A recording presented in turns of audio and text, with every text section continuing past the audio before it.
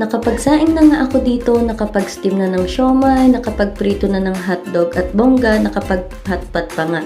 O diba, san ka pa? Dito ko lang naman yan niluto lahat sa Hodeg Multifunctional Cooker na nabili ko sa TikTok. Ang ganda nga nito kasi non-stick pan liner na siya, kaya naman napakadaling linisin, hindi mo na kailangang hugasan pa ng bonggang-bongga ng tubig to. At tingnan mo nga itong dumi na pinaglutuan ko kanina, punas-punas lang, talaga namang tanggal na agad ang dumi at oiliness ng pan. At kagandahan pa nga dito ay 300 watts at 600 watts capacity heat pa, kaya naman pwede mo ma-adjust ang heat temperature niya. Napakabilis nga nitong uminit, kaya naman napapadali lagi ang pagluluto. At alam mo, itong Hodeg Multifunctional Rice Cooker na to bagay na bagay sa mga estudyante, lalo na sa mga nagdo-dorm at nagtitipid ng space. At kung isang katulad kong nanay na laging nagmamadali sa pagluluto, ito na ang sagot, lalo na sa biglaang naubusan ng gasol. Ay nako, cooking saver talaga. Kaya naman kung ako sa inyo magpabudol na rin kayo nito. Check my yellow basket and check out now!